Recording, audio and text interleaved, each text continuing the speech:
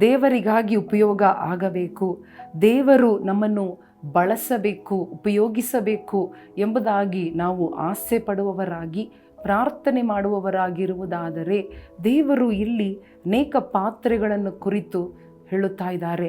ಇಲ್ಲಿ ಪೌಲನು ಪಾತ್ರೆಗಳನ್ನು ಒಂದು ಉದಾಹರಣೆಯಾಗಿ ಇಟ್ಟುಕೊಂಡು, ಒಂದು ದೊಡ್ಡ ಮನೆಯಲ್ಲಿ ಯಾವ ರೀತಿಯಾಗಿ ವಿಧ ವಿಧವಾದ ಪಾತ್ರೆಗಳು ಇರುತ್ತದೆ, ಅದು ಘನವಾದ ಉಪಯೋಗಕ್ಕೂ ಕೆಲವು ಪಾತ್ರೆಗಳು, ಘನಹೀನವಾದ ಉಪಯೋಗಗಳಿಗೆ ಕೆಲವು ಪಾತ್ರೆಗಳು ಇರುತ್ತದೆ. ದೇವರು ನೋಡುವ ಕಾರ್ಯ ಏನು, ನಮ್ಮಲ್ಲಿ ಎದುರು ನೋಡುವ ನಮ್ಮನ್ನು ಯಾವ ರೀತಿಯಾಗಿ ನಾವು ಯಾವ ಪಾತ್ರೆಯಾಗಿರಬೇಕು ಎಂಬುದಾಗಿ ನೋಡುವಾಗ, ದೇವರು ನಮ್ಮನ್ನು ಒಂದು ಉತ್ತಮವಾದ ಬಳಕೆ, for the good use, for the good work of the master, ಯಜಮಾನನಿಗೆ ಉತ್ತಮವಾದ ಉಪಯೋಗವಾದ ಕೆಲಸಕ್ಕೆ ಬರುವವರಾಗಿ, ಒಂದು ಪಾತ್ರೆಯಾಗಿ ದೇವರು ನಮ್ಮನ್ನು ಎದುರು ನೋಡುತ್ತಾ ಇದ್ದಾರೆ.